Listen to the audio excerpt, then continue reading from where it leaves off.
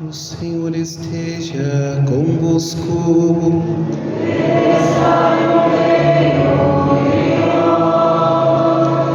Proclamação do Evangelho de Jesus Cristo segundo Marcos.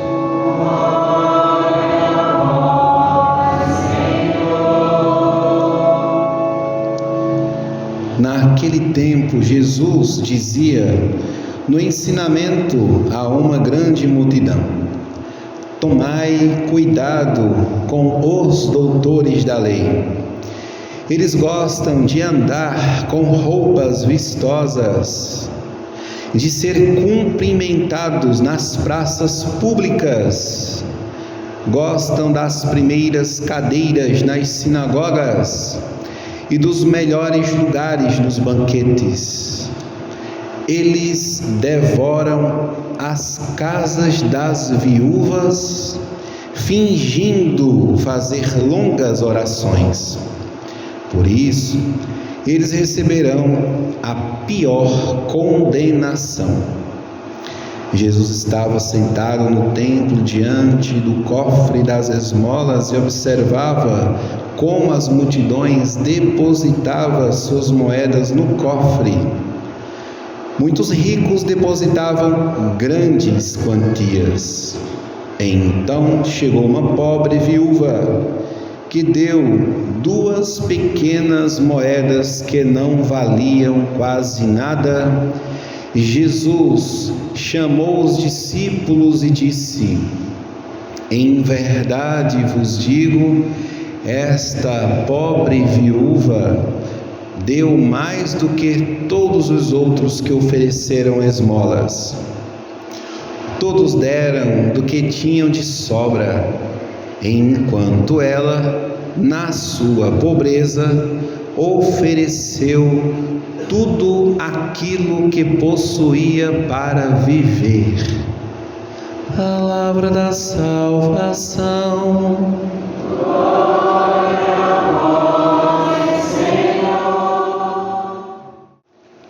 Amados irmãos e irmãs, celebramos o 32º domingo do tempo comum, também em nossa Santa Eucaristia, nesta Santa Missa, em sufrágio dos nossos irmãos que nós oferecemos a Deus para sufragar as almas destes filhos amados de Deus. Caríssimos, a Sagrada Liturgia de hoje, ela deve ser introduzida porque há uma grande catequese que nosso Senhor Jesus quer nos ensinar, de modo que colocando um contra-testemunho daqueles que não viviam dignamente a fé, daqueles que sentavam-se indignamente na cadeira de Moisés, que eram os doutores da lei. Existe um contra-testemunho aqui. E de modo que, do mesmo modo como nosso Senhor Jesus Cristo coloca o testemunho da viúva aqui na sua oferta, nosso Senhor prestava atenção de com que intenção, com que disposição a oferta do templo era colocada na Páscoa. Os pobres, como José e Maria, levavam um par de pombinhos, outros cordeiros. Estas ofertas eram lá na Páscoa. Simbolicamente, a oferta pessoal é um sacrifício.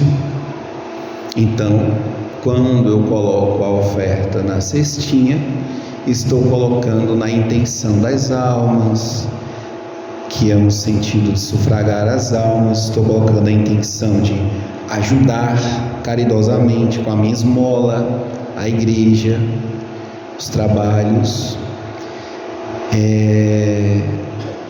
E o sentido que você coloca de maneira muito pessoal neste momento. E Jesus prestou atenção nessa oferta da viúva e viu que era de grande valia. Porque, amados, contrário àqueles doutores da lei que estavam nas praças, queriam ser elogiados, não davam a vida, e a viúva, ela deu o tempo que ela tinha, ela deu tudo o que tinha para viver. Esse é o sentido bonito. E depois de nos protegermos desses sentimentos externos, de não trazer no nosso coração aquilo que nosso Senhor Jesus coloca para nos ensinar a não ser, que é ter um sentido externo da fé, de apenas aparecer, de usar a religião como status, como poder para aparecer, como assim eram os que sentavam indignamente na cadeira de Moisés, que ensinavam a lei mosaica, o decálogo, mas eles faziam algo muito desonesto. Em Tiago 1:27 fala que a verdadeira religião é cuidar dos órfãos e das viúvas para que eles não se percam no mundo. Está lá nas Sagradas Escrituras. Então, amados, acontecia uma coisa que morreu um pai de família. Sabemos o quanto é difícil uma casa sem um homem. Nosso irmão Anderson seria um homem, pai de família. Que Deus o abençoasse. E assim nós entregamos a Deus, a providência da sua entrega, do seu pai falecido, do seu filho falecido. Poderia ser um religioso, quem sabe? Lá no céu, Deus poderá completar a sua vocação. Há uma grande importância de um homem dentro de casa. A formação do caráter dos filhos é dado pelo pai, por aquele que forma o menino masculino. As brincadeiras são pesadas, a tapa na orelha, a tapa na cabeça. Tome jeito, menino. Sim ou não? O menino daquele trupicão que vai fazer com que ele seja homem. Sim, também está nas Sagradas Escrituras.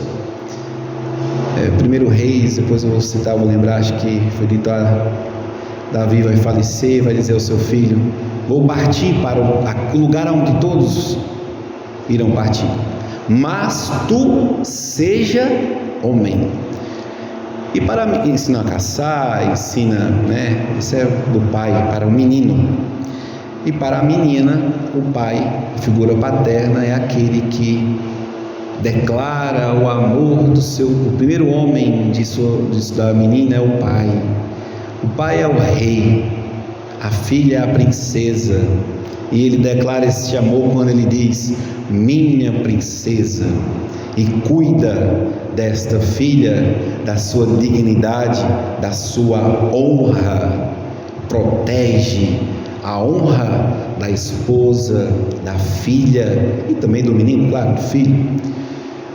Como exemplo, São Luís Martin, o pai de Santa Teresinha: minha princesa, meu rei, dizia Santa Teresinha. Como ela prestava atenção. De modo que a sua primeira redação na escola foi a história da salvação que o seu pai lhe contara. E aí é formado um caráter de santidade belíssimo. Os filhos são como uma cera mole, aquecida no fogo do amor divino, e você imprime, Deus deixa você imprimir o caráter para que você tenha o santo orgulho de perceber qual é a sua vocação de pai. Eu posso ensinar o meu filho a ser homem. Eu posso ensinar a minha filha a ser mulher. E aí você contempla isto como uma marca, de modo que dá vontade até de você ter 10 filhos, para você ver sua marca nos 10. Tac, tac, tac, tac. Só que atualmente nossas famílias desejam ter um filho e dá para a mãe cuidar, né? Então, amados, temos que cuidar desta realidade e almejar sermos famílias numerosas. Então, o doutor da lei, pegando o gancho de Tiago 1:27, que a verdadeira religião é cuidar das viúvas e órfãos, para que não se perca no mundo, os doutores da lei, ao invés de serem pais espirituais daquele povo que estava sem pastor, eles entravam na casa das viúvas e devoravam tudo o que tinham. Não tinha a proteção do pai, fingindo longas orações. E qual é o juízo de Deus para esta ocasião? Receberão a pior condena. Amados, vamos pensar em que quadro histórico está a condenação de Deus? Aqui na terra? Não. Esta condenação, ela é dada aonde? Após a morte. Cuidado. O presente, esse Deus chamado presente, que hoje nós vivemos, ó, o Deus do tempo presente, do agora, da ignorância de olhar para trás e conhecer a história bela da tradição, da nossa fé, da educação das nossas famílias. Então nosso Senhor exorta a esta desonestidade, que isto não povoe o nosso coração. E para isso nosso Senhor Jesus usa um exemplo positivo, que tem que vir de uma viúva também, de uma viúva desconhecida, prevista lá na primeira leitura, ainda consonância do Evangelho, que generosamente oferta tudo que tem. Então nosso Senhor, amados, Ele deseja que nós tenhamos o sentimento desta viúva. Tudo que temos, a vida que temos, não é nosso. Como bons católicos que somos, entendemos que até a vida, ela é um presente de Deus. Deus deu, Deus tirou. Louvado seja meu Senhor. É um pouco o sentimento que nós trazemos nesta Santa Eucaristia a ofertar em sufrágio das almas dos nossos irmãos. Sim, é isto que nós trazemos. E também temos o discernimento que o pecado do mundo criou uma doença, e que essas doenças que a gente vê inexplicáveis, elas muitas vezes podemos dizer, Padre, que isso foi vontade de Deus. Vamos entrar na catequese. Amados, existem os dons, que a gente chama de dons preternaturais, que estão na criação, perdida por Adão e Eva com o pecado original. A graça de não morrer tragicamente, mas de ser levado por Deus, como foi Elias. Subiu um carro de fogo a Deus, ascendeu aos céus, como nosso Senhor ascendeu aos céus, de viver longamente, de não sofrer doenças, fragilidades. Tudo isso é causa do pecado, e isto atinge a humanidade, de modo que os males do mundo acontecem justamente pela somatória de pecado no mundo, e nós somos família, e essas coisas elas são transferidas em nossa fragilidade corpórea, de modo que precisamos estar sempre preparados, porque nós não sabemos o dia e nem a hora, mas contemplar esses dons de Deus, a imortalidade, a vida longa, a estar na presença de Deus, é algo interessante, é algo muito importante para a gente perceber o quanto a humanidade entrou numa degradação. O próprio São Paulo irá comunicar que em Coríntios o pecado daquela comunidade estava provocando doenças.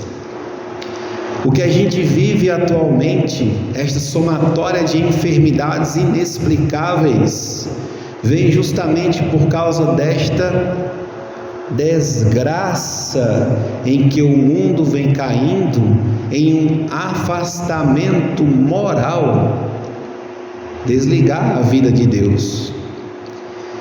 Então, amados, muitas coisas que se é vivido está por causa da má propaganda, da difamação ou da elevação dos vícios como algo virtuoso. Hoje é ou não é verdade que propagar vícios é algo heróico? A mulher lá do funk, ela coloca uma barriga lá, sinceramente não sei se é verdadeira ou se é falsa, porque não sei da vida de ninguém, mas depois provoca uma imagem que naquela barriga tem uma criança, né, em forma de demônio, e enquanto isso é colocado como grande virtude. Que empoderamento daquela mulher.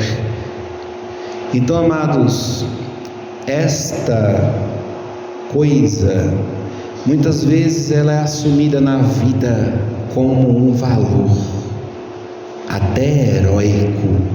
Veja como ela teve coragem. E o contrário, matrimônio, tá ficando louca, isso é coisa do passado. Então, amados, esse afastamento da vida moral presente hoje neste Evangelho, desde os doutores da lei, Jesus diz: receberão a pior condenação. Então precisamos viver para morrer em amizade com Deus, morrer em amizade com Deus, porque a vida é eterna. E para isso, irmãos e irmãs, é que aqui nós estamos, para viver em comunhão com Deus. Desejar entregar a nossa vida, tudo que temos como um dom, entregar a Deus. Gostaria de entrar na meditação da primeira leitura, mas a gente divide a nossa meditação em duas. Amanhã, na missa, a gente entra na catequese junto com a primeira leitura. Por hoje, basta-nos para introduzir e preparar o nosso coração neste caminho de ordenação que Jesus coloca, de vivermos a verdadeira religião, a caridade, cuidar das viúvas, daqueles mais frágeis, as crianças, os jovens, os seus filhos, para que eles não caiam no poder do mundo e você possa contemplar e ter a graça e o prazer positivo de ver a marca a sua marca no seu filho, e na sua filha, e belíssimo será se esta marca for a marca de um homem santo, agraciado por Deus, desejoso de imprimir no coração dos seus filhos os mandamentos da lei de Deus, e não os mandamentos de um homem macho, que ensina um filho a ser macho, apenas um animal. O filho, ele deve ter um destino e uma finalidade, e esta é a missão da igreja, de que possamos formar filhos no Filho de Deus.